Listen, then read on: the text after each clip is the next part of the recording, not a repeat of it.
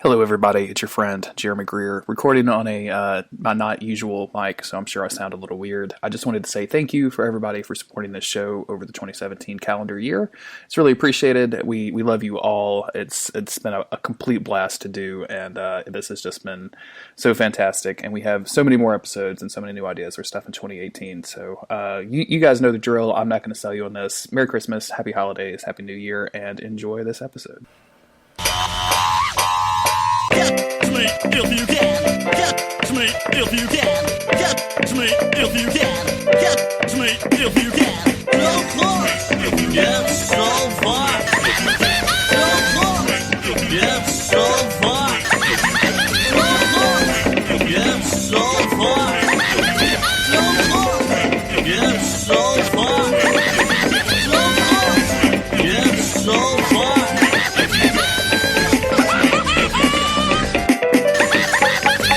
Joys of marriage are the heaven on earth, life's paradise, the soul's quiet sinews of concord, earthly immortality. John Ford, 1630. I'm Jeremy Greer. And I'm Gary Butterfield. And this is Days of Future Cast, the X-Men animated series podcast. How are you today, Gary? I'm a little sick. Oh, no. Yeah, you'll hear me. I'm going to be a little stuffed up. Well, we're recording this the weekend after Duckstream, and my body has not totally recovered.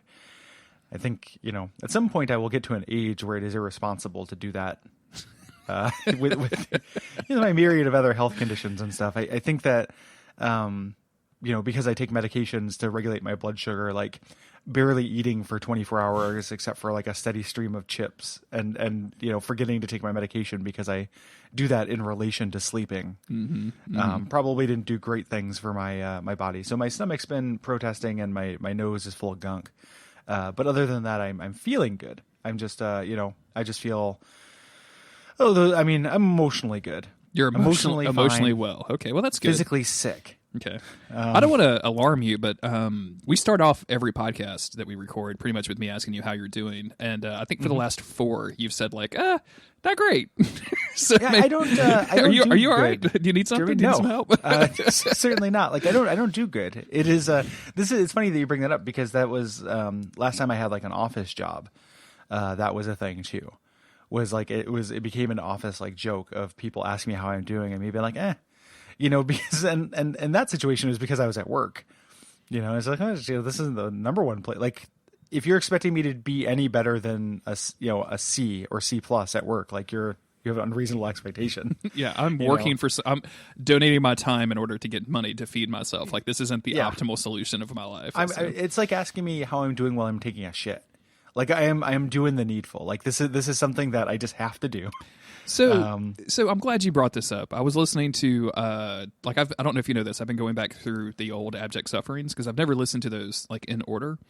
And you and Cole had an extended conversation in relation to Toilet Kids. I think was the one that came up with that was nothing but like a bunch of shit and poop jokes. And neither one of you brought up this thing that I've seen in my work, like with the guys that I work with that at my office.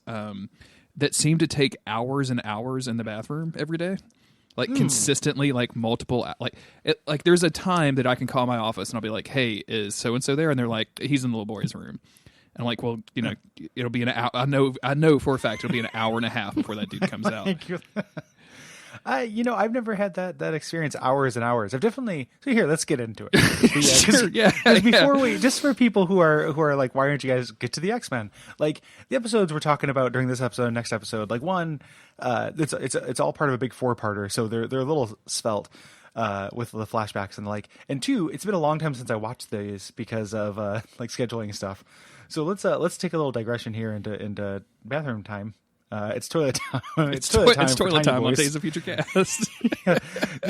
So never hours or anything. But when I've had jobs I didn't like, one of the pro strats was to drink so much water that you were constantly in the bathroom because it's like, hey, it's not sitting down at the call center phone or what have you.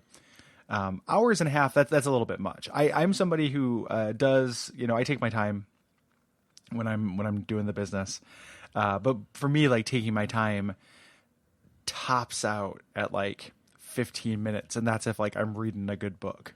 I was about to say, like, I'm in and out. Like I am Like I don't like I can't imagine what people are doing for an hour and a half besides reading a book or playing like a mobile game. But like this was I remember them doing this before cell phones. Like this was before cell phones were a thing, and like I would go take a leak and like look down and there would just be a giant stack of magazines that they because people were looking through magazines, and I'm like they would just read like a magazine. They would read like 14 magazines, like Popular Mechanics, Playboy, read all of the Time magazines for 2006, Crutchfield magazine.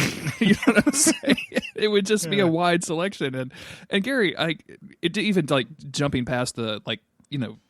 Who would touch those magazines? Like, I never wanted to touch those magazines. That's not a good place to be. I don't get the hour and a half in the bathroom. Like, I don't understand really what that long is. Time. Yeah, it's at a certain point too. Unless you are absolutely vile, like you're cleaning up and then just sitting naked on a toilet like it's a chair. Yeah, like you're not just sitting there and just like drying out. Instead of cleaning up after the bathroom, I just air dry. You don't do that unless you're like literally the most vile person on earth. So like it's pretty weird to just sit naked on a porcelain chair. And I think you and I would both agree that there's never been a men's restroom that I've ever wanted to spend any more time than I've had to in. Like they're not nice. Yeah. They're not nice places. That's the thing too, because you're talking about a work bathroom. Like my own bathroom. Fine. Like sure. Everything that's going on with that, I'm responsible for. So it's not, it's not. It is exactly as nice as you want it to be. I think that's the way that dudes do bathrooms. Yeah, and no nicer, not a smidge nicer. Not a smidge nicer. But the like a public bathroom, 100%, like or a work bathroom, like even though that does bring to mind the elegant dance of like a lot of workplaces where. One of the first things you want to do when you get there is find the bathroom that's yours. Mm-hmm. And like usually in most places I've worked, like if you go, there's like a floor where there are less people work there, or like, unpopular coffee shop across the street. Like you can usually find something that has a little bit more privacy than just like the scum pit that the, dozen guys that you work with use. I don't remember what TV show I was watching, but like they had the third floor restroom, and all of the people on the third floor would get mad at the people on the first floor for coming up to use to shit in their bathroom. Right? Like that makes perfect sense. That's a real thing. And like the one of my first like real job, like I had a couple like very short jobs, but my first long-term job was I worked at a telephone surveying place, and in the building. The upper floors, it was owned by the university, and they just kind of banished people there. So there were a couple of professors who had their offices there, but there wasn't anything on the second, third, and fourth floor of the building. So like if you needed to use the bathroom, like you had conservatively like 10 different unoccupied bathrooms to choose from. Oh wow! Like we could each have like our own bathroom if we coordinated, and at any given time somebody could be using it. Like if we got out a flow chart and a spreadsheet to plan it out. Like it was like a public-private bathroom dream. It was like a dream. That is amazing because in my office, and I don't like. I think you know this. Like I don't work in an office. Like I usually travel and go do sales calls or whatever. But when I'm in my office, there's 2 bathrooms. And there's one woman that works for our company, and it's my stepmom. She's married to my dad. She has her own bathroom, and all of the dudes share a bathroom. Well, one time, like, I just couldn't. I had to go. I'm sorry. Yeah. Sorry, Tanya. I had to go. Yeah. and Gary, that was the nicest place ever. Like I was like, why don't we come in here all of the time? It's so much better, and it's exactly like what you're talking about. Like you just want to find the best spot so that you can be left alone to do your stuff in private, and then you can leave as if nothing ever happened. Yeah. Even the very idea of a public bathroom is kind of counterintuitive to me. Like I don't like the idea of that in general, like it just because if it's just me, if it's private and just like, it's nice, one person uses it. That's about the load that a bathroom can handle, the load of like just personness without getting pretty foul. But like once you introduce, and like, I lived with the houseboys and we had 3 people on 2 bathrooms and that was still pretty good. Like pretty good ratio. But I've lived in a house where a big house that had only 1 shared bathroom and probably 7 people were responsible for using it. Oh no. Because there was 1 extra bathroom in the house, but it was attached to like a master bedroom that one guy, just king of the castle, like got to have his own bathroom that nobody else used for some reason. So that got real rough, and it just doesn't seem like the concept, like the platonic concept of a bathroom was not made for more than like 3 people on the outside. Here's if you ever find yourself on the roads, like doing sales calls like I do, here's a pro strat for you. Okay. Because like your option on in a Starbucks bathroom whenever you can. Well, yeah, Starbucks is okay, but usually kind of crowded. But if you're like in South Louisiana, especially, like there's 2 Starbucks that I can think of that are like close to an interstate. However, every interstate exit has a hotel. So you just stop, you walk in and you're like, hey, I'm waiting for my friend. Have you seen a guy with like gray hair or like waiting for somebody? And they're like, oh no, like, do you want us to like wait for you? Oh no, I'll just wait for him here. Do you mind if I use your restroom real quick? You go do your business and then you just fucking leave. And it's perfectly clean. You don't have to deal with like McDonald's public people or anything like that. Like you just get in and you're out. Yeah. Sometimes you don't even have to stop at the front desk. Like depending on the angle of everything, you can just walk in, use the restroom and leave. And it's great. Yeah. It's pretty like the hotel lobbies will let you do anything. When I was on, we used to do that when we were on tour. We'd stop at hotels, and we'd also do the continental breakfast like pretty frequently at hotels we weren't staying at. You would steal the continental breakfast? That's awesome. Oh yeah, like steal and toast. Like we came back with like food for an entire leg of a journey. I think between like Cambridge, Massachusetts, and wherever we played in Pennsylvania, we just like went into a hotel. Everyone took their like terrible tour shits. And then we just all went down to the and like once again, and we looked like we had just woke up at a hotel, like we were all scummed out. Yeah. And like once you use the bathroom, it's like you've passed through a filter that's like you belong to the hotel. We could have gone to the pool, we could have watched some HBO. Like I think everything was on the table, but instead we just loaded up on carbs, toasted them, and took them with us in the van. Like I love it. Yeah. Just get a big to-go order of those really really bad waffles from that waffle maker. Yeah, terrible waffles and those little single serving like lemon poppy seed muffin bites. Yep. Yeah, whatever those muffins are. I don't know what that is. They're muffins. I mean, they're just like not particularly good muffins. Not great. not great. Also not great. The next 4 episodes of this show that we're covering, which are the season 4 finale. But I think, yeah, they are. But also, we're meant at some point to be the finale of the series, which is mind blowing. I cannot imagine that. Yeah, this would be like such a limp dick way to end this entire show that I can't. Yeah, you limp dicks. Like it is. These are really really bad and confusing and funny, but it also goes on for 4 episodes. So no matter how confusing and funny it is, you're signing yourself up for a feature length, like exploration of what happens here. Yeah, it's going to take us a while to get through this stuff, and there's just so many bonkers thing that happens. Like it's just all over the place. They've replaced one of my favorite voice actors. Like this is going to be time travel related. So we've got Cable, we've got Bishop, we've got Mr. Sinister, Apocalypse. Like fucking everybody is on board for this, and Cable has a new voice actor, which is really really disappointing to me. Like I'm not into that at all. And just in general, like the whole thing is. It's actually, you know what? It's reasonably well plotted. Like the action moves fairly well, especially considering how they're handling like a bunch of different aspects of this whole thing. But it's just interminably boring. Like it's so ridiculous that I'm just bored by the ridiculousn's. It was extremely difficult to like pay attention to these episodes, and it's well plotted, except that it feels like it's stretched and it gets pretty confusing near the end exactly what's going on. Because this is an amalgamation of a lot of different comic stuff. Like this is them trying to wrap up things, and basically it's kind of related to the 12. If you're familiar with that comic storyline from like the early 2000s, late 90s, in which like Apocalypse is looking for 12 perfect mutants to do some kind of energy bullshit. Here they replace them with psychics. To put on one hell of a performance of 12 Angry Men. Exactly, 12 angry psychics is what we're working towards, kinda. But because it's the cartoon, they realize like we've already done a bunch of time travel shit, and in the comics, like it would be like 3 or 4 years between time travel stuff. For us, it's a couple months. So it would be weird if Bishop wasn't involved in this. So we have to write this Bishop B plot that like literally defies belief. What Bishop does during these episodes. Bishop is watching like interdimensional television this entire time and like being just completely bullied by this weird like Jim Carrey imp creature. Jim Carrey janitor imp creature who God. like I have the episode going on in the background. I've frozen on him, and we're going to talk about this guy. But he's got a goatee. But imagine his mustaches come out of his nostrils instead of from under his nostrils, like or come from like the sides of his nostrils.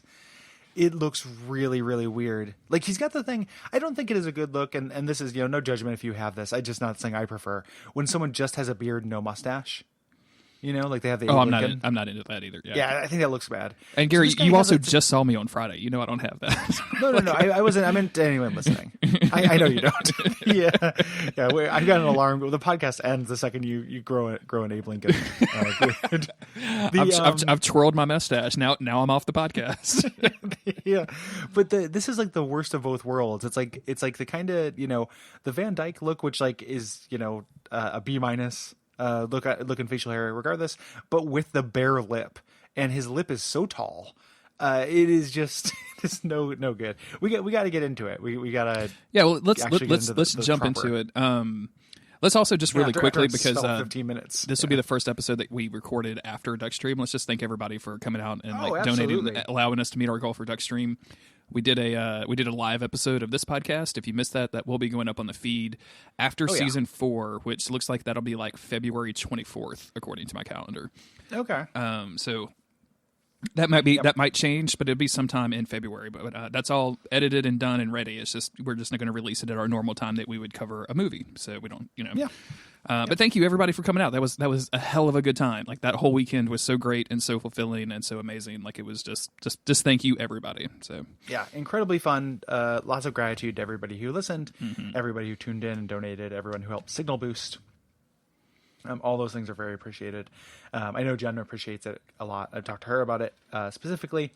And it should be once that stuff starts trickling out.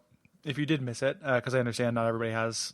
I don't watch streams generally. I don't do appointment internet. All that stuff will come out on demand. Like you'll be able to watch that whenever you want, soon enough. And a bunch of stuff that happened during the stream is fun and funny. It's extremely funny. I had that reaction after it ended. After Cole signed off, and you guys met your goal, which was amazing. Like what do I do? Like the entire weekend, I've been kind of. Either I was playing games and watching the stream on my laptop, or like Autumn and I were watching the stream on the TV and playing on our phones and doing other stuff. But like, what do we do? Like all of my friends were hanging out in the same place, watching the same thing, and now all of them are doing their own thing again. I don't know what to do with my life. It's extremely fun. Like I'm looking forward to the next time something like that happens, because this year we've done a bunch of streaming stuff, and it is really, really fun. So it's. We have other event kind of things planned, and not least, at the very least, we're not planning on stopping this. So, this will come around again next year, and it feels very good to have this thing to look forward to, even if it did like more or less make me sick and destroy my physical form. It is really fun. I'm looking forward to it. Yeah. Myself. Well, let's get into what the people were really looking for, which is. I'm sorry. This is related, but I have to stop one more time. Oh. Have you ever looked at the entries for the show on TV.com? I've never gone to TV.com before, so we can just start there. But I can go look. Internet TV. It just came up. I was looking for recaps because it's been a long time since I watched these episodes. Mm-hmm. And so every episode gets a user rating, and then they also do a vote for which character is the MVP of each episode. Guess without looking what the user rating is for these episodes, like the average user rating. I'm going to say maybe it's going to top out at like 6.0 or something. If it's assuming it's like on the IMDb 1 through 10 scale. You would think so. However, these are the highest rated episodes of the season, with things in the ranging from 9.5 to 9.7. What? Yup. Also, guess who the character MVP is for the first 2 episodes? Of these 4 episodes in particular. Yeah, so these 4 episodes. The character MVP as voted by the audience of TV.com. I mean, I guess it's either Cable or Bishop, right? Like it has to be one of those two. Well, you'd think so, but the Raging Cajun comes from behind. It's Gambit for both episodes. What? MVP by a landslide. I don't even. Is Gambit in these two? Yeah, I don't think he's in there. What is happening? TV.com. I guess do they just really like the? Because there's one line. and we'll get to it, but like they're at the wedding, and Jubilee's like, I love a wedding, and Gambit's like, it depends on what you're here for, Cher. And I'm like, what else would you be at a wedding for, dog? What does that mean? Like if you're here to prey on bridesmaid Sherry, then you don't want to love a wedding. Yeah. They also contain like breathless, like not formatted real-time recaps where it's just someone typing everything that happened. Which I started reading these to like refresh my memory, but then realized like, oh yeah, I can't read like 4,000 words on this episode with no paragraph breaks. It is a really, really weird website. I am trying my best to find, like, this website is terrible, like right off the bat. Like, I'm just gonna be in there, but like it's just. Okay, here we go. Yeah, I finally got into the actual page for it. Yeah, this is reviews and stuff. It's a thing. I'm looking at the trivia and quote section for this first episode here. I want to get the I want to sort this by rating and see what the worst rated episode of the show is according to the members of TV.com. Let me scroll all the way to the bottom here. 6.2 Jubilee's Fairy Tale Theater. Oh, we got that coming up. Okay, so like, I want to just say this. The second worst episode and fuckoff.tv.com is the Mojo Vision episode. Like, what? Excuse me?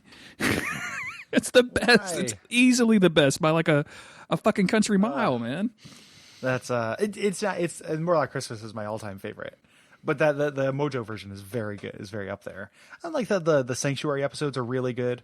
Tons of stuff in the first season back when we could take this show seriously, if you remember that.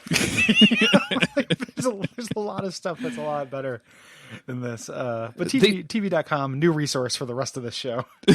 Yeah, I'm just like they're rating like the Time Fugitive episodes and like One Man's Word. Like they're rating all the time travel episodes in the high 9s, man. Like they love them. What? Yeah, I love to log on to TV.com. To get my TV news and TV discussion. So I guess that was like it's just like the most basic shit in the world at TV.com. Like it's a thing that somebody paid a lot of. I mean, there's like smartwatch ads all over this thing. This is terrible. Yeah. So that is the kind of website we're dealing with here. It's how I know your website is bad when you're advertising shitty smartwatches on it. Yeah, it's entirely wall-to-wall smartwatches. Did I tell you, this is totally unrelated to this podcast, but did I tell you about that I reached out to one of the Supernatural wikis to see if I could advertise on their, I think it was Fandom or something, or Fan Wiki. Oh, Fandom.wiki, yeah. We're very familiar. You haven't gotten to the part of Abject Suffering where that comes up like every episode. Oh, no, I'm on like episode 50 or something, so I'm still early.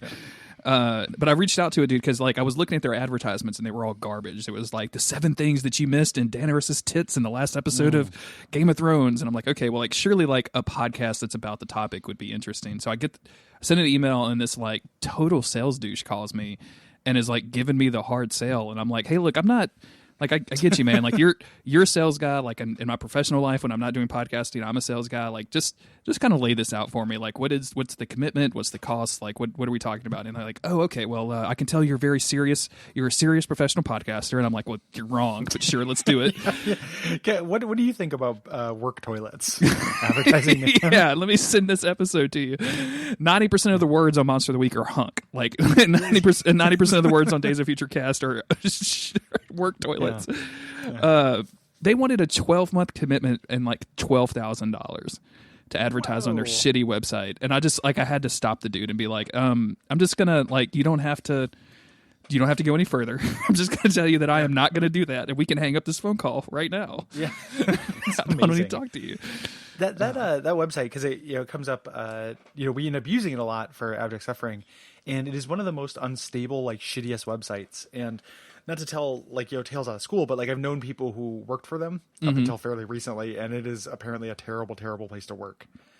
If it's the person you're talking about, like I've seen their Twitter feed, and like just knowing like some of that, like it sounds like the fucking worst. So yeah, it is a real shitty like business first, like management not understanding their product kind of thing, and just like anything that's good that you find on a Wikia fandom website is just put there by users.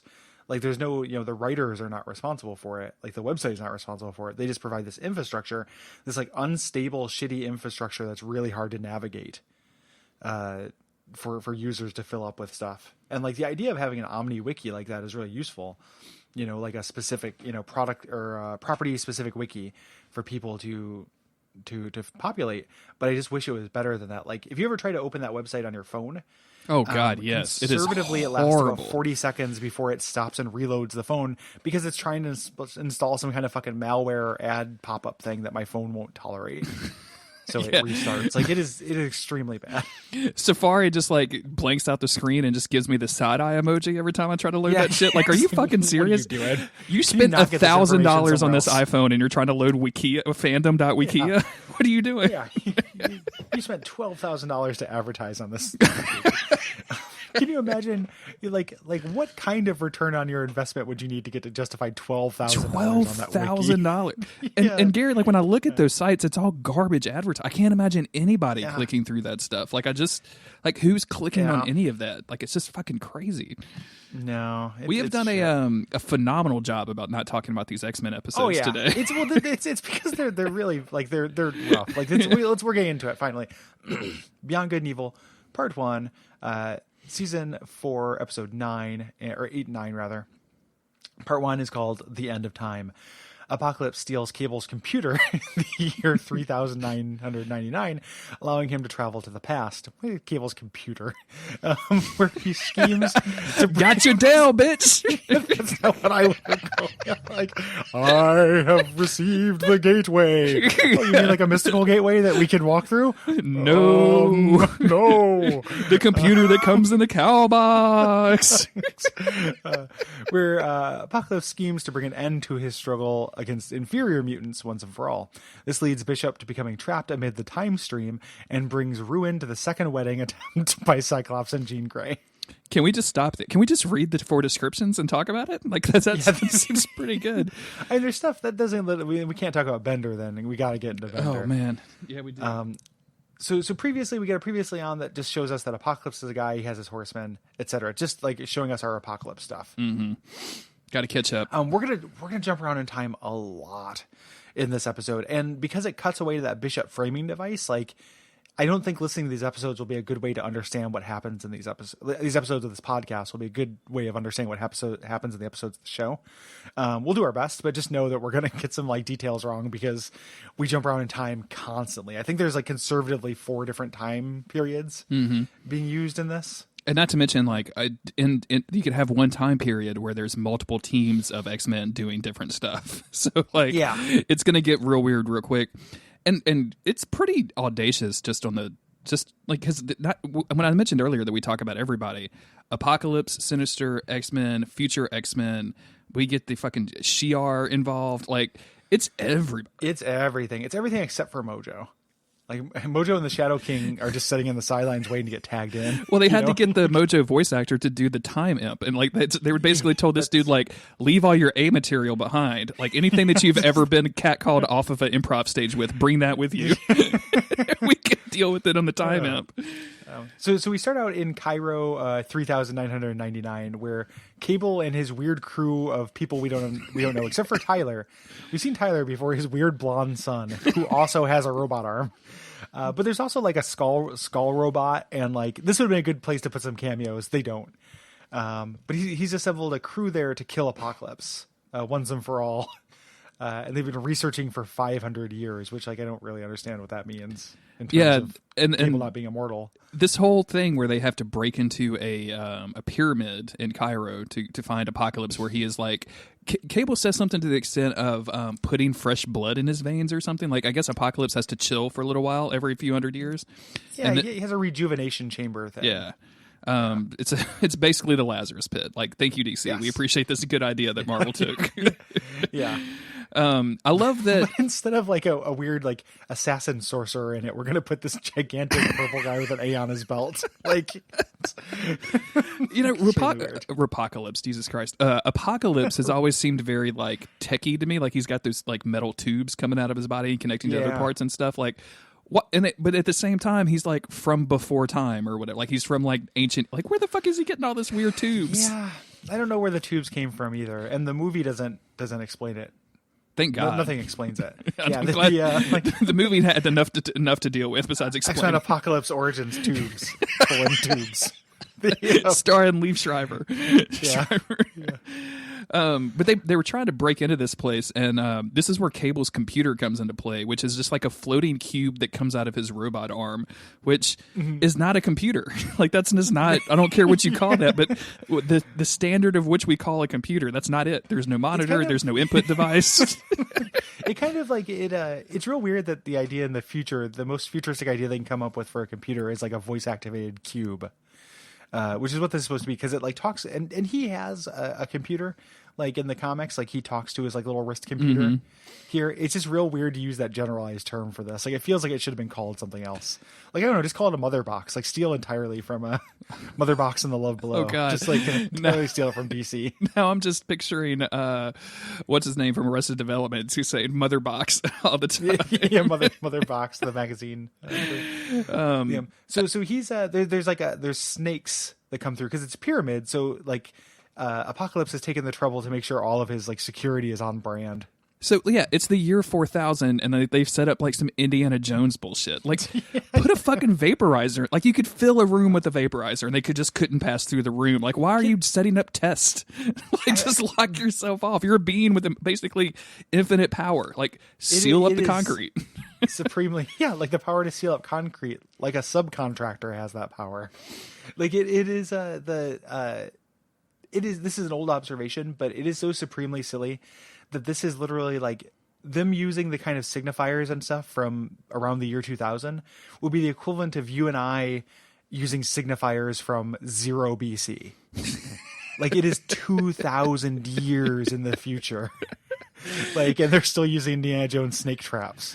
And that, like the computer tells him too. Like, and I think Cable basically asks, like, "How do I solve this puzzle?" And the computer's like, "Use this snake." And Cable's like, I hate snakes. just and like clicks the snake knob, and it turns and opens the door.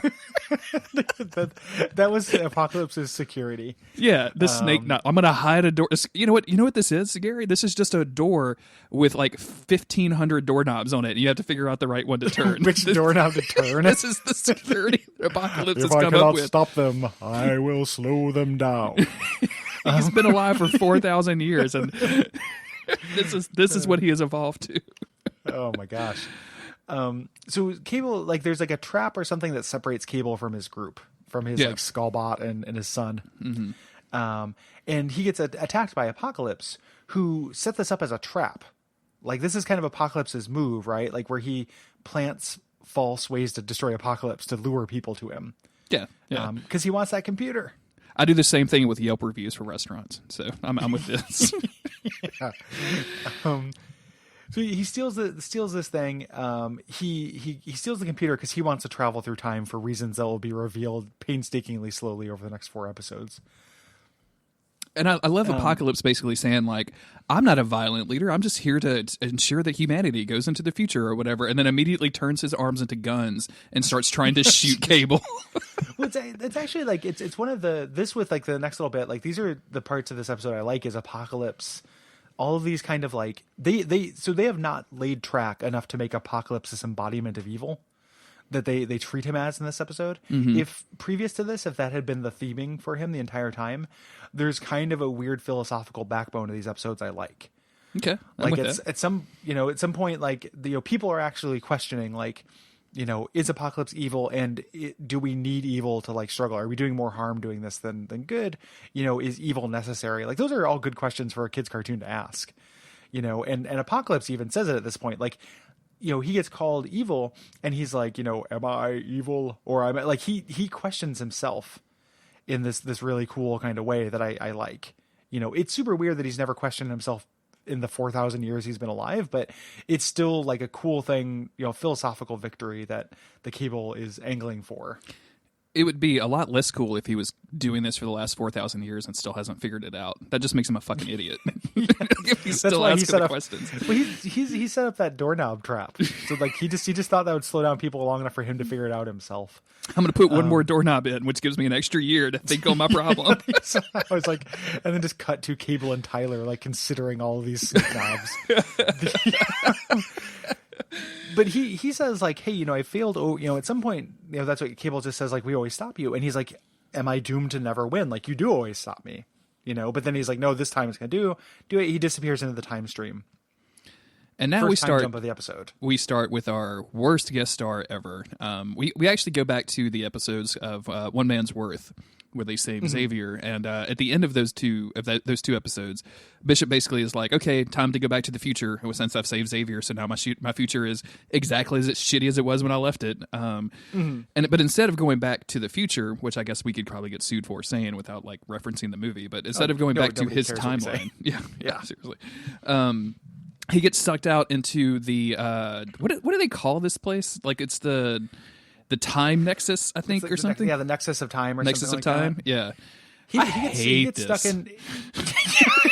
It's really annoying. He gets stuck in like the incense and peppermints video. Like it's a psychedelic skyscape thing. I try not to. We talked about this before. Chris Sims does those recaps on Comics Alliance. I try not to read those because I don't want to steal jokes. But so I want to give him credit of this. I read those in order to recap. These, since it's been a long time since I watched the episodes. He keeps calling it Rainbow Road. Okay, Mario sure. Kart. And like that's pretty. It is pretty much Rainbow Road. You know, like he gets stuck on Rainbow Road with his character named Bender. That we have to deal with. Man, it's also like it looks like the Bifrost as well. That's what I was actually going to reference because I just saw that. Marvel actually has a movie. Rainbow Road. Yeah, yeah. But God, let's cover Thor 3, Gary, because that is so much better than anything else we've ever done. The Thor 3 is extremely good. So in Rainbow Road with these gigantic screens floating everywhere that can look in on different times, there's this character named Bender, who's this little janitor wearing knee pads with that terrible facial hair I was talking about before. And they just gave him directions. They said, like, listen, you've seen Aladdin, right? Like, imagine you're Robin Williams in Aladdin and just vamp. Like, just go. You use all of your improv skills, everything you did from acting school, and just be really, really loud and annoying. Everything you learned from your roommate that went to Second City one time. Yeah, exactly. Like everything from seeing one episode of Evening at the Improv, like and it's out of all the characters on this show, Bishop is perhaps the most humorless. So putting him next to this imp, like I could see if Wolverine was in this situation, there being some comedy that came out of it. Of Wolverine just not dealing with his bullshit, but it feels like conservatively 3 straight hours of this guy going like, well, I've got to fly. I don't know. Whoa, flying is good. And Bishop just being like, I don't have time for this, and kind of walking away. And that happens over and over and over and over and over in this goddamn cartoon.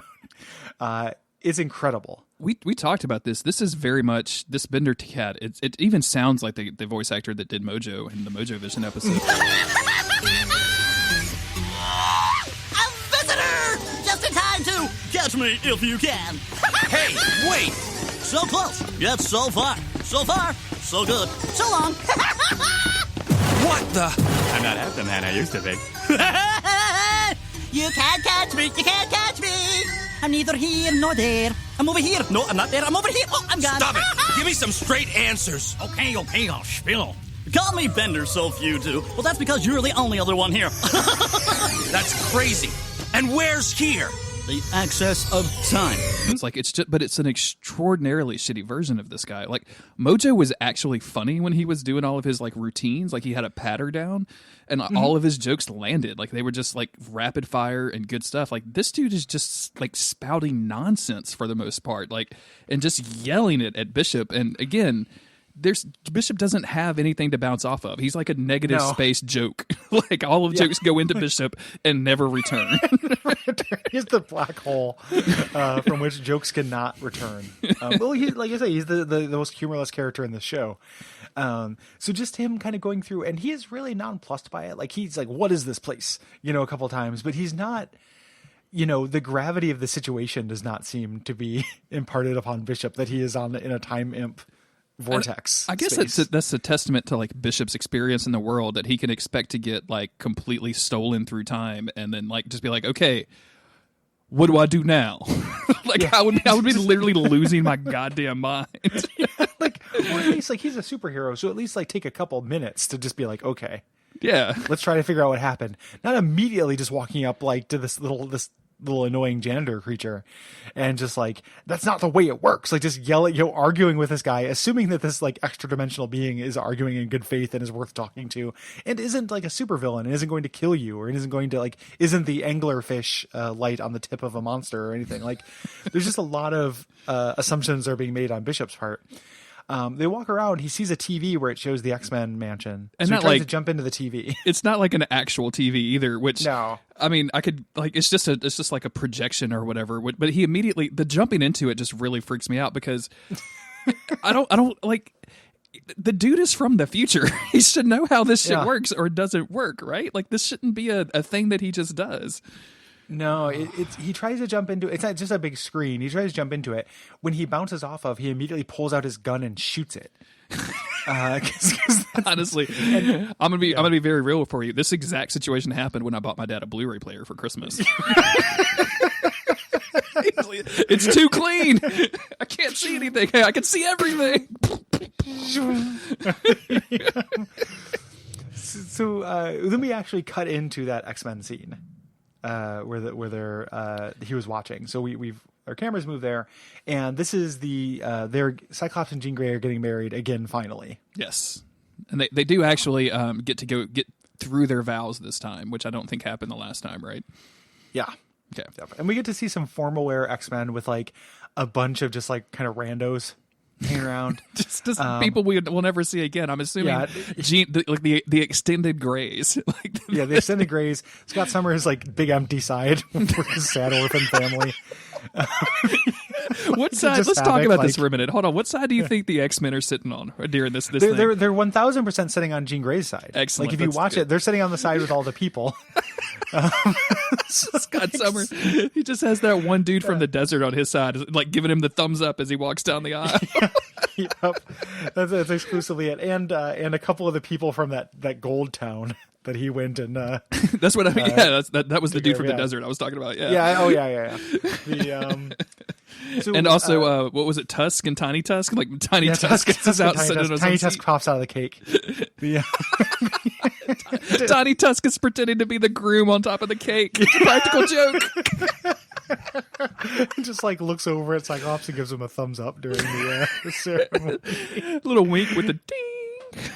Oh man, if I had a friend who was like, if I had a tiny friend like that, not like a little person, but like real little, I think I'd appreciate pranks like that, like them like hiding amongst my action figures and like, getting on top of my wedding cake, things like that. I think I would dig it. What is what was the children's book where the kid Indian in the cupboard? The Indian in the cupboard, like if they just constantly Indian in the cupboard did you all the time? Yeah, just like, oh Jake, So they get married. I love X-Men in formal wear. I like that Morph is there. Like he's in retirement, but he shows up for the wedding. Of course, it's a party. So like, and they're his friends. Can you imagine his not his bachelor speech, but his like best man speech when he gets up and like compliments the bride? I wish they had shown that. And it's like the one spot of happiness that Wolverine gets. He turns into Wolverine and is like, "I tell you, bub." Yeah, just like, I don't like this, and then Wolverine like just starts cackling madly. So they get married. They exchange their vows. It switches over to like this reception they're having, where I swear to God, there's a banner that just says "Congratulation," like no S, and there's a space where the S would be. It's not like it's cut off. So they just ran out of money for that S. Congratulation. Yeah. Yep. Congratulations, Cyclops. Speaking of Wolverine, he goes over to congratulate the new groom and the new wife. And he walks over and points a finger at Cyclops and said, "You better take care of her." And like one of his claws pops, so he's got like the claw finger that he's pointing at Cyclops, and then he uses it to cut a slice of the cake, and then he just leaves. He doesn't take the cake with him. I love it. Like Superman, their cake has little X-Men symbols all over it. Oh yeah, extremely funny. Can you imagine like if you actually got married and like plastered like if you had a duck feed cake at your wedding? Like unless you got married to Cole, that would be inappropriate. Yeah. The cake that he slices gets to go to Xavier as Cyclops is serving Xavier at his own wedding. Oh, yeah, Jesus, the ultimate thing. So Xavier comes up, he gives this speech. He talks about like, oh, you came to me as children, but now I'm so proud of you, you're adults.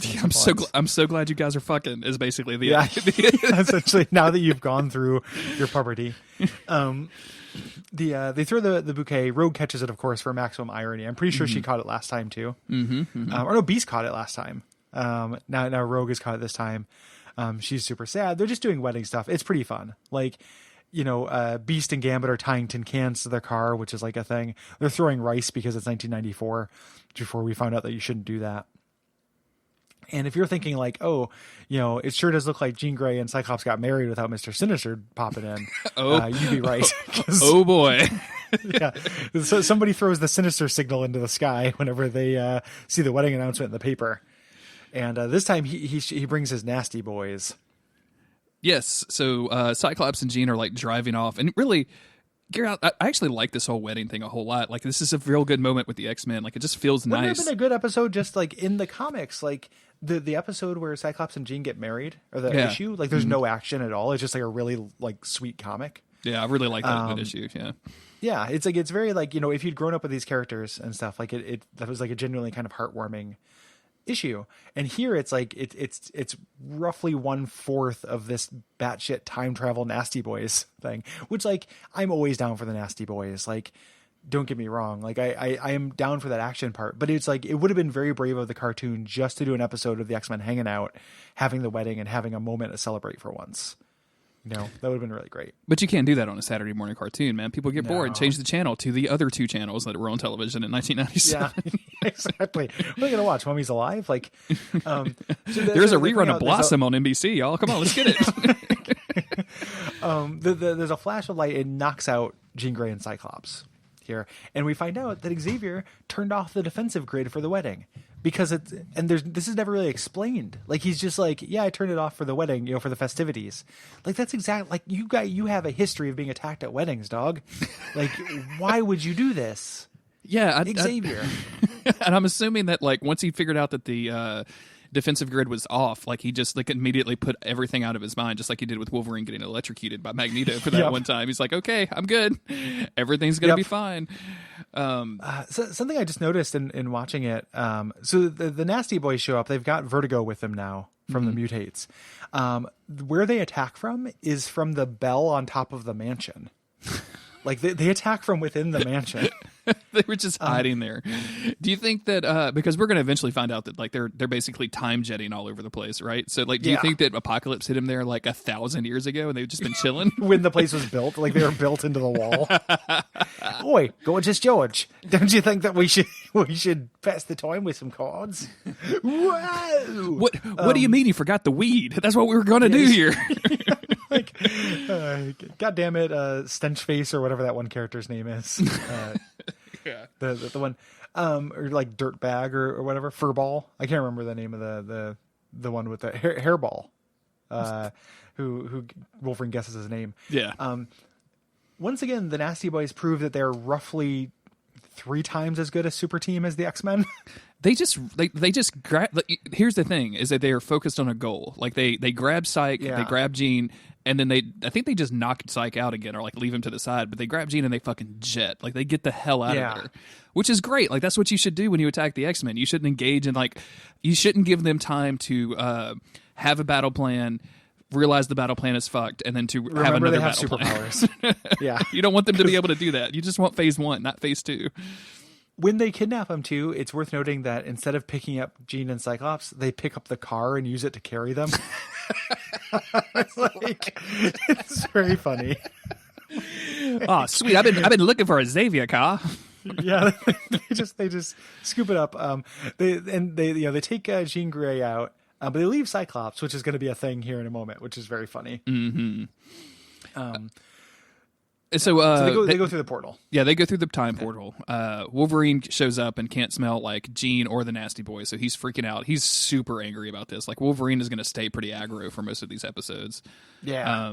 More importantly, Xavier can't find them with Cerebro. Like, they're just not on Earth, but he is detecting some weird shit. And by some weird shit, he means that Mr. Sinister is inside his office. Like literally, he's like 6 feet away. Xavier, what are you doing? What is this security that you have? Turning off the mansion security didn't mean turn off your psychic powers to detect mind presences, and also just like office. basic common sense.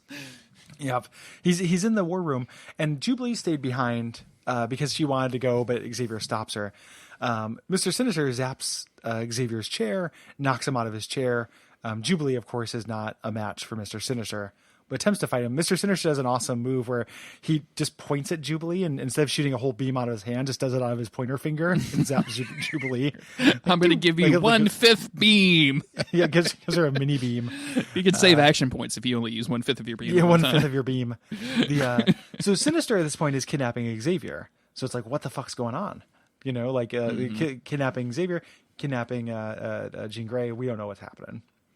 And then we jump into a different timeline, which is 2155, which is when where Bishop and Shard, who is Bishop's sister, came from, where Shard shows back up. And, of course, like she's coming back from the 60s where they had saved Xavier, and Bishop isn't with her. So they were like, oh, well, I guess we just need to send you back in time to the 1990s to fix this other shit that we broke. Because that's what Forge does. Is he creates problems with the timeline and then sends a mutant back in time to fix it for and her. then creates problems with the timeline. So sending Shard on back to the 90s here. And I love that she just runs into Sinister. Like Sinister is walking out with Xavier, like just over his shoulder. Yeah, just like he's just gonna like he's stealing a jewelry box. Shard shows there and tries to stop him, zaps him a couple times, gets him to back up into the house. Like she's trying to fight him off. Shard has some kind of energy projection powers that I'm not entirely clear on. Mm-hmm. Probably related to shards somehow, if I had to guess. Yeah, she shoots energy shards. I don't know. So the Mr. Sinister is there. The X-Men come back. They see Shard, and Shard's like, hey, I just shot off Mr. Sinister. Wolverine smells Mr. Sinister as well. And then we get our second kind of fight of the evening. Like, the X-Men, missed the opportunity to fight back because they happen to be 10 feet away. Now they're back, and we actually get, they've prepared themselves. And Cyclops starts zapping Mr. Sinister, and that's a big deal. So that's when things get serious. Yeah, that's a big deal. And they kind of give Sinister chase, and they win this, right? Like Rogue is able to grab Xavier right before Sinister jumps into this weird time portal that the X-Men aren't aware there's a time portal. They're going to get filled in here in a minute. And then there's some funny stuff that happens through here. Like I really like that Wolverine uses the wedding cake to take down the guy that screams all the time, which is, I don't know why that amuses me so much. Yeah. Maybe it's because it's Cyclops and Jean's cake. Well, he does lift up an entire wedding cake and throw it into his face. Rogue throws the big guy out through a hole in the wall. Excellent. All in one motion. Like the big guy walks up, she just goes and just deals with him like in literally 3 frames of animation.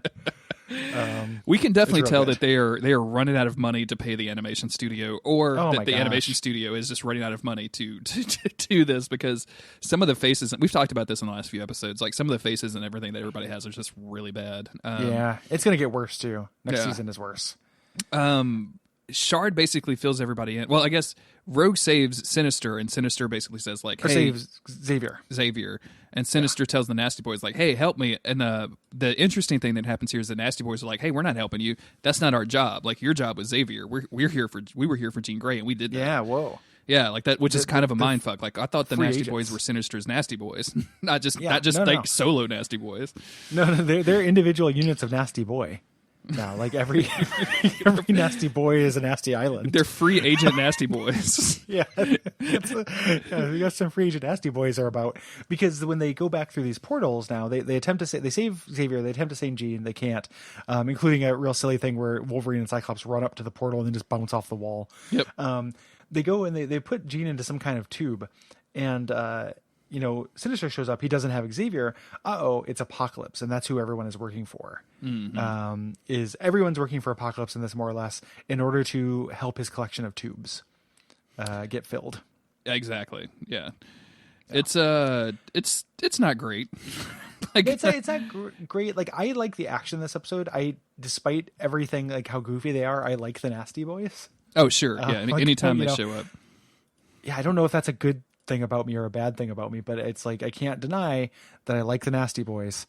And I like the fights and I like the wedding. I like the little like cute character moments in that quite a bit. The things that suck about this episode are how it ties into the 4-part arc. That is pure ridiculousn's. And that we have to put in like some work with Bishop and this time up, which is just super dumb.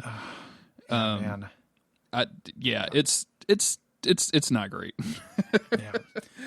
This immediately goes into Beyond Good and Evil Part 2, Promise of Apocalypse, when Oracle, the psychic member of the Imperial Guard, is kidnapped Excuse by me? Apocalypse. The what and the what now? Professor Xavier deduces his scheme involves capturing mutants with telepathic abilities.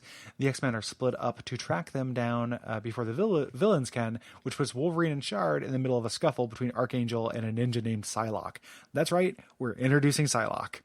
Who has already appeared as a brief appearance in the show in her full ninja Had a outfit. cameo. So We've never had like British Psylocke in the cartoon since it was the 90s. We definitely moved directly to like ninja lingerie Psylocke, which is my favorite kind of lingerie. Like I don't know if you know that about me. Like I'm not, but my least favorite kind of Psylocke.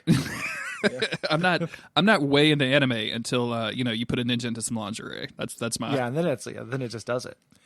I've always wanted Psylocke to go back into like Betsy Braddock mode. Same. I always thought that Psylocke was like, I mean, I guess they had 2 psychics, so they didn't need, they needed a ninja more, but I've always thought Psylocke was kind of lame in the comics, and I've always liked the design on the old like weird, stuffy British Psylocke.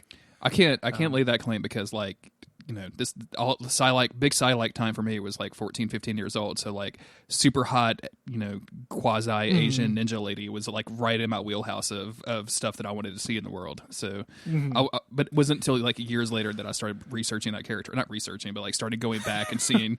I got my encyclopedia, Marvel Canica, but realized what had happened to that character and kind of like, oh, that's probably not great. Like that this British woman just has an Asian body now. That's not great. It is. Yeah, it is. It's pretty problematic just to like, and have her turn into a naked sex woman. But it's also one of the most confusing things the X-Men has ever done. Like the story of what happened. The Seas Perilous is the answer, I think. But there's a character whose body she stole, who shows up as well. And it is a very confusing story that was told over the course of like 8 years in the 90s. Because she was a fan favorite. It is one of my least favorite things about X-Men continuity. Like I really don't like Psylocke. Well, we're not going to deal with her because we're going to start in the Shi'ar Palace. Shi'ar space. Oh man. And I am so like, God, do I not like the Shi'ar? And it's going to be all over the next movie, man. Like, I almost guarantee it. And it bums me out big. The only thing I like about this particular Shi'ar thing in the Week in the Comics, and it's only like a 2-second clip, but they have, as the palace is being attacked, like we get these like turrets that pop up, and they look like dickheads. I'm sorry, like they just look like penises that are becoming erect and then shooting turrets. people. Yeah, skeet. They do have mushroom turrets. This is just Deathbird fighting Lilandra again. Like, is this goddamn civilization never at war with Deathbird? Like, we've seen them catch her. Why does this keep happening to you, Shi'ar?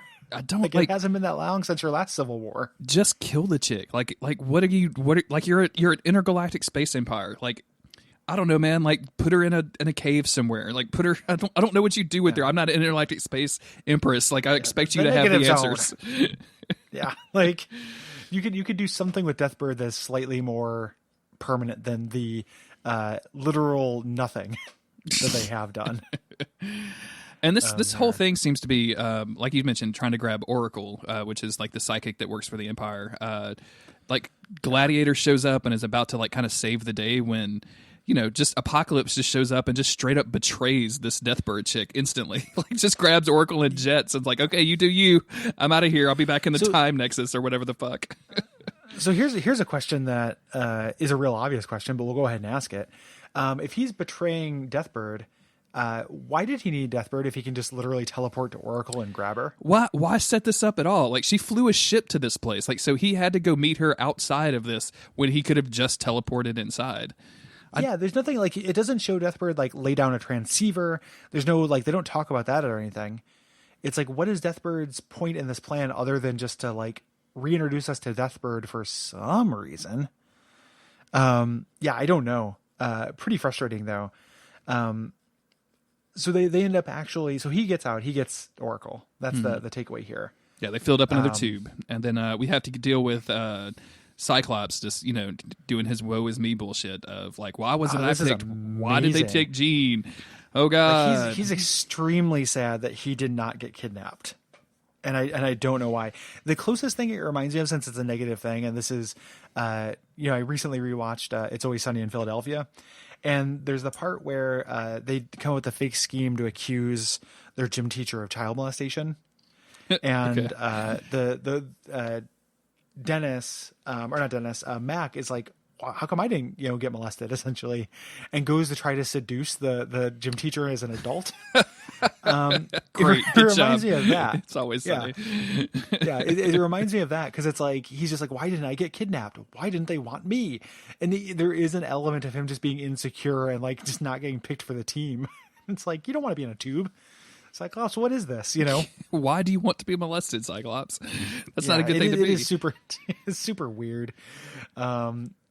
He's very whiny. While this is happening, of course, Xavier takes a psychic phone call, because if Cyclops is whining, like, you're just, hold on, I gotta take this. Psych, hold on.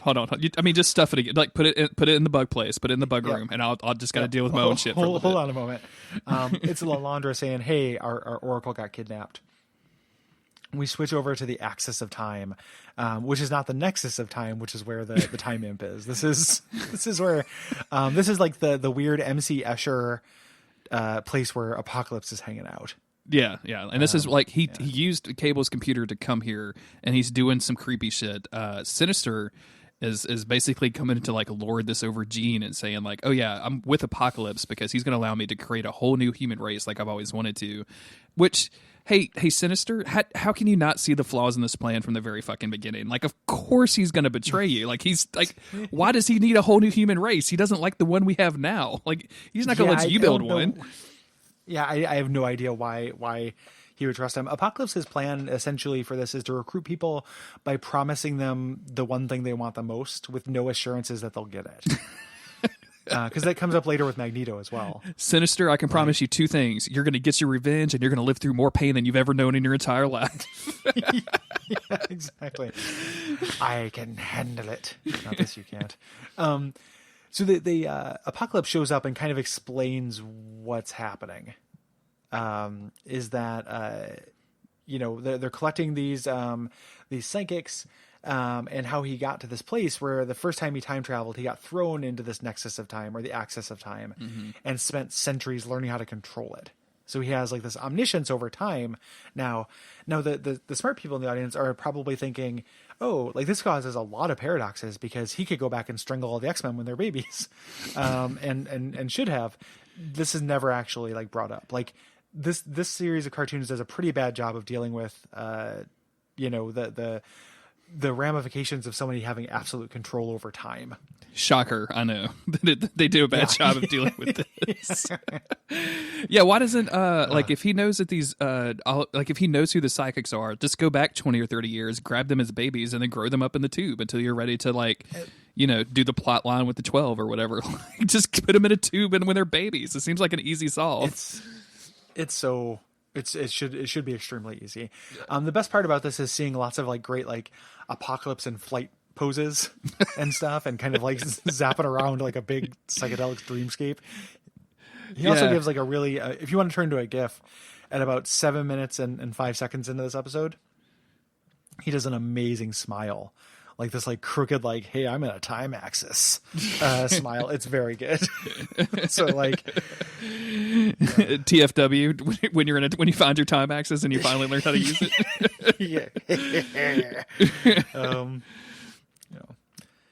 So then we back off to Bishop watching this on one of the Time TVs.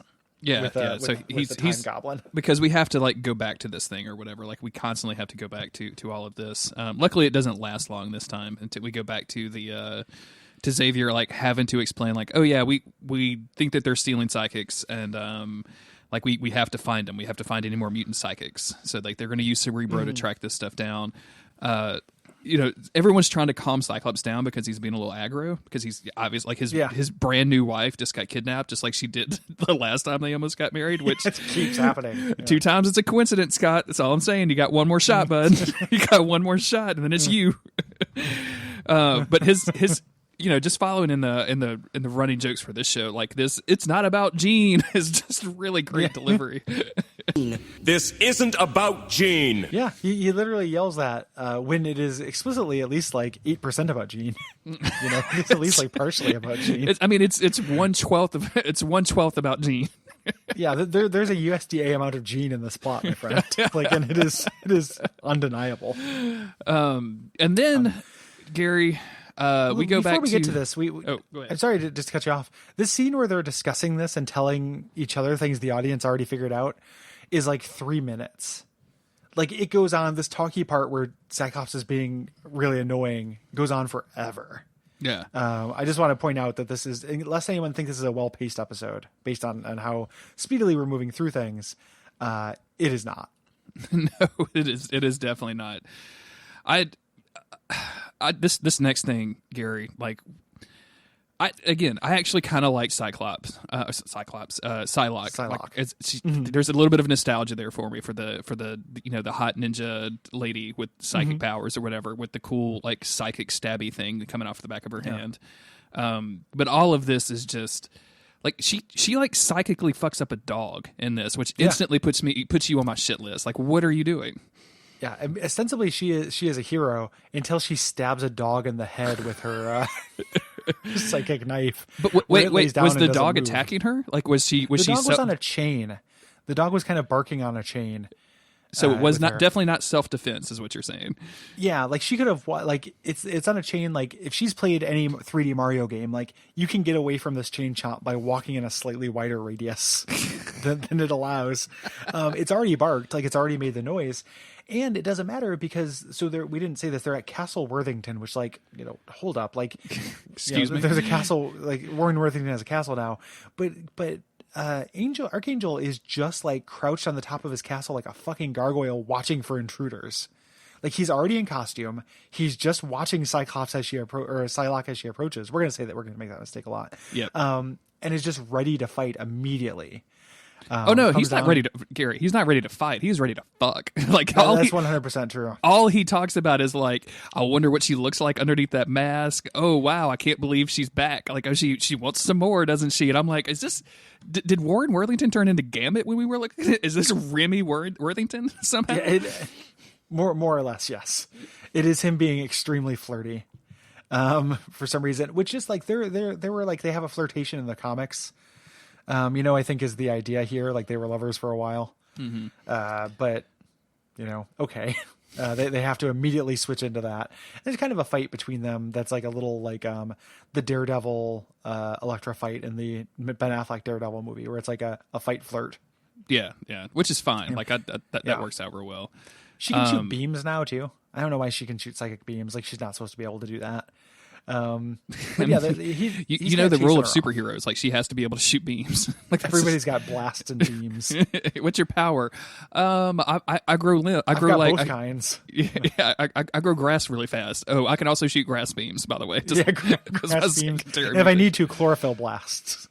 So she in order to stop getting caught, she throws herself into like jagged rocks and is about to die, so he can save her. Mm-hmm. And this leads on like silly. An extended chase scene where like she like pretends to be into him so she can zap him. Yep. She steals his gride, which seems a little like loads up his stolen goods, like all of his shit in his own car, and then steals it, which is actually pretty good. That I like. Yeah. And then like there's this extended chase scene, but Shard and Wolverine are here. Like they're in London having.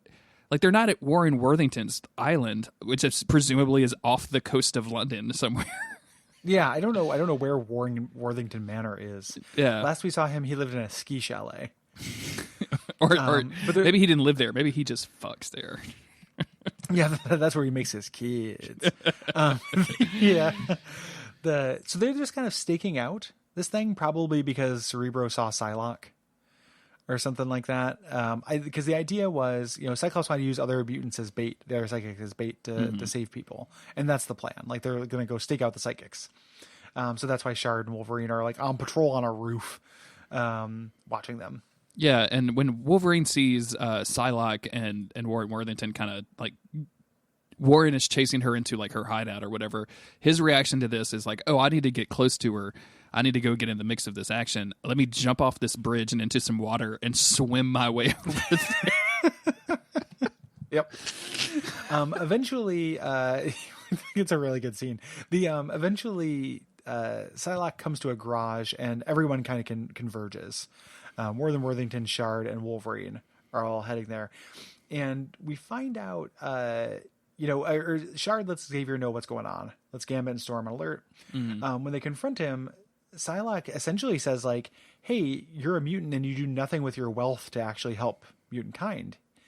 With fair criticism, Yeah. Like any extremely wealthy person who just puts on a costume to punch poor people, I don't have tons of sympathy for. Like, it's pretty much what Batman does. I was about to say, it's definitely the Batman syndrome, right? Like, I am so rich I could end homelessness. Instead, I'm going to dress up like a bat and punch other dudes dressed up like weird creatures. And punch mentally unwell people. So she's totally right here. But she says she's stealing all of his stuff to sell it for her brother, who does like good things for mutant kind. Her brother's Captain Britain, which like that's a whole can of worms that we cannot quite get into. But like that's not what Captain Britain does. Just want to find out if Captain Britain, knows where his funding is coming from as he looking. Hopefully he has plausible deniability when the IRS, or not the IRS, but when the auditors come around. Yeah, the Internal Tax Service or whatever. The UK has instead of the IRS. We see right here that someone donated a priceless Michelangelo painting to your campaign, Captain Britain. Can you explain? So they're in that garage fighting. Wolverine and Shard are still on their way when who pops in but Mystique and Sabretooth. Yeah, and this is one of my favorite moments in superhero fighting is when they break in and like they say some shit and then Archangel like immediately flies towards Mystique, and Mystique just like shoots him immediately out of the air like it's nothing. Yep. It's so good. You are actually not so scary, Archangel. Sabretooth is going to take them all out, but then Shard and Wolverine come in and save them. Come to the rescue here and kind of helps them out here. Yeah, and anytime Sabretooth and Wolverine get together, we get some really dumb lines as they like yell at each other back and forth. I think at one time, Sabercloth. Wow, Saberclaw is exactly as good a name as Sabretooth. Like, can we just have a whole range of mutants, like a Saber son and a Saber daughter who drive Saber cars? Yeah. I'm Saber Fingernail. I'm Saber Thong. Saber Thong. But at one point, he tells, "What are you gonna do? Eat your spinach?" Which is really just a weird. I don't know, man. If you're saying it like not like eat your spinach, like hey, like you should eat spinach and get stronger. But if you're like the way you said that made it sound like eat my spinach, like spinach is a euphemism for something. Yeah, absolutely. It's a real weird thing to say to somebody. Eat my spinach. What? But there's essentially just kind of like shenanigans here. Mystique turns into Shard to try to trick the psychic because she's a dip. Yep. Dipshit. They're just attempting to make off with Psylocke. Psylocke is the prize here. Mm-hmm. But Magneto shows up during this fight because there weren't enough villains in this thing. Yeah, it wasn't just like literally everyone showing up. I will give props to Magneto here because he does some serious Magneto shit, which is pick up an entire like military cruise ship and drop it on land. Like he just does that. Like and then like I just picture the cleanup crew that is looking at this and going like, what the fuck do we do? We don't have this many cranes. Magneto is the best. He does it. It's a really great moment too, because he does it. Wolverine dives into the ocean, like tackling Magneto. Magneto pulls an anchor from this cruise ship to wrap around Wolverine, and then lifts the cruise ship up of the USS Tin Man. The USS Tin Man. With Wolverine attached to it, and then puts it on land. Which Gambit makes ready use of, because he just like fucking messes with Wolverine about it too. How nice to see you, Logan. All tied up and nowhere to go? Can't believe that Wolverine's tied up to a cruise ship with an anchor. It is. He's right. Like, it's real surreal. This also reminds me a little bit of, there's a crossover in the 90s that, like, because I read X-Force, I read, but nobody else did, called Child's Play, which is about the Game Master. This is where Trevor Fitzroy was there. And he had a bounty for all the members of the original Hellions and New Mutants. And that's a little bit of this, where like these people are hunting, Mystique and Magneto are both trying to get Psylocke. And it seems like, Apocalypse will grant a wish of whoever gets me the most psychics or something. Like, they are competing with each other, as evidenced last episode with the Nasty Boys versus Mr. Sinister. It's very confusing. I don't want to get too far off, though, because when Gambit and Storm show up, they show up in a teleporting tornado. Yeah. Like, a tornado appears and they both step out of it. I'm glad you brought this up, because this is a power we have not seen.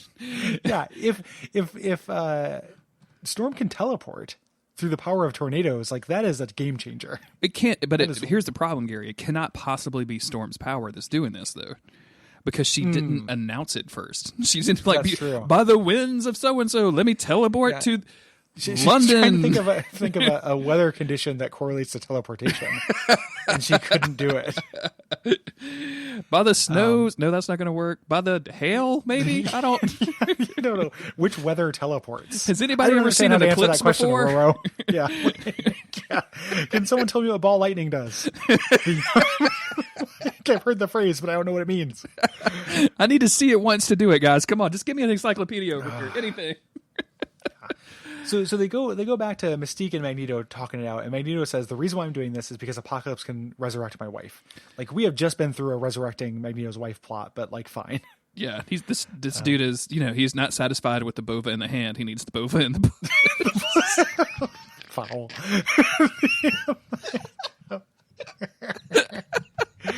Bova in the Bush is my favorite. God, who did Push in the Bush? I was thinking of Bungle in the Jungle by Jethro Tull, but that's a different euphemism song.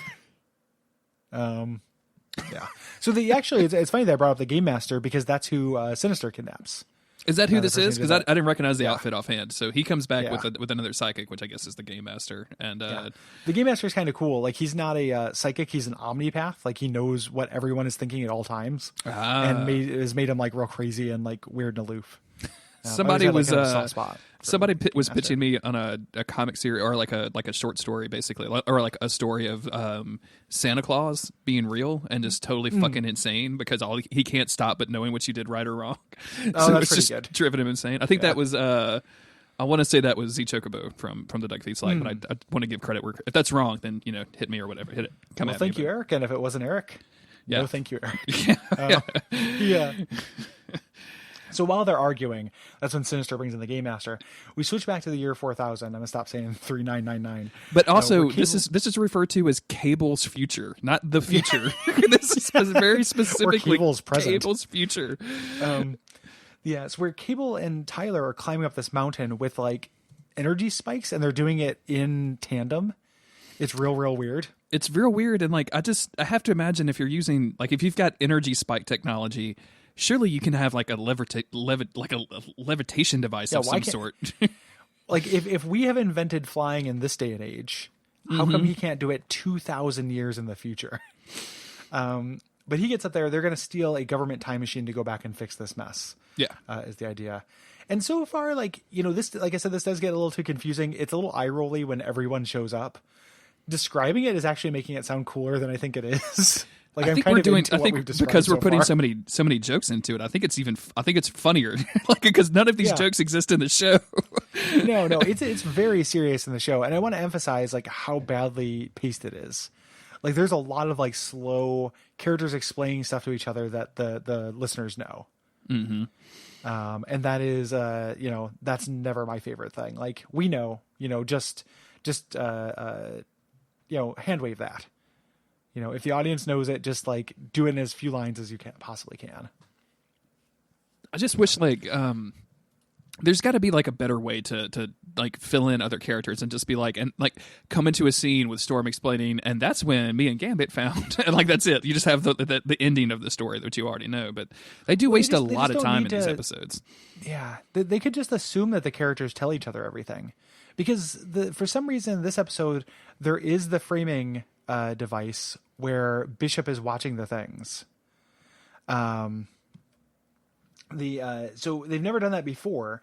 They don't need to do that. Like, it doesn't need to take place in real time like this, Mm-hmm. So, but one of the many problems with, an animated series from 1997 that was running out of money very quickly and trying to do these like completely audacious 4-part time travel series where they pull in every villain that the series has ever seen almost. and like, if I was going to try to my mind, it does show like kind of a fundamental misunderstanding of the strengths of the cartoon. Like, if you were going to try to do a final capper where you pull in whatever is going to be the final capper for the show, it has to deal with mutant rights, right?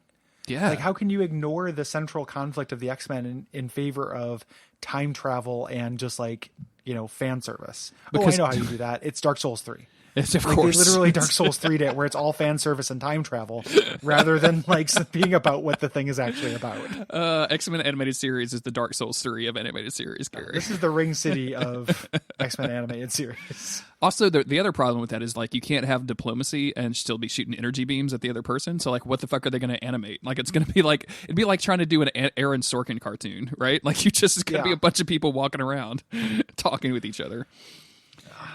Very, very quippily. I think that like at this point, I have some issues, but like at this point and halfway through these 4 episodes, I'm kind of enjoying this a little bit. Like I'm still into it. It's not going to be until the back half where shit just gets ridiculous. Where I start rolling my eyes. The next episode is going to be more negative. Yeah. And I don't have quite as many toilet anecdotes. Like, I'm going to try to generate. We're recording it here in just a couple minutes. I'm going to try to generate some toilet talk. Just in my head to get ready, but I don't know. I'm just looking forward to the break so I can generate some toilets. Cha-chunk. Jeremy, well, let's get out of here. Let's do if let's they like the show. Yeah. Let's if you do enjoy the show, the easiest way and the most direct way to support us is to go to patreon.com/Duckfeed.tv and donate a couple of bucks a month. You can go there and see all of the reward tiers. There's all kinds of crazy cool stuff that Gary and Cole have put together, and I think you should definitely do it. You can come hang out with the Slack. You can get episodes early. You can vote on what they're going to cover for various good and bad game podcasts. It's a good time to be over there. Mm-hmm. We got one of my favorite middling reviews just recently for Abject Suffering, where it was just like the title was like, "It's all right," and the text of the thing was like, "It's worth a listen," and cool. 3 stars. Good. I mean, so it's all right. It's worth a listen. That's the sum total of what the guy had to say about it. So I love it. At least you didn't. At least you don't have people texting you or emailing you and saying that they are witches and that they can help you figure out lore. Because I love that. Yeah, I really want to know what that means.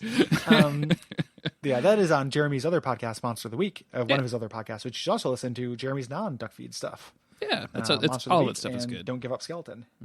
Check that shit out. You can see all of that at JG Greer on Twitter. That's where I retweet all that stuff. Where are you at on Twitter nowadays? I'm at Gary Budd, GaryBuh. I always phrase that question as if you have consistently changed your Twitter handle over the last 9 or 10 years.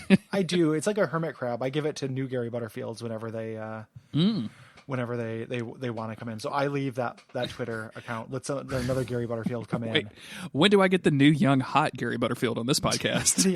I want to trade mine in for a newer model. The new young hot Gary Butterfield is that weird other Gary Butterfield, the British Gary Butterfield, who I get his email sometimes, who's on Twitter when you search Gary Butterfield. There's a guy talking about British football, and sometimes I think he works as a trumpet manufacturer or a trumpet supplier. That's or cool. Something based on some of the emails I've gotten from him. There is British Gary Butterfield though.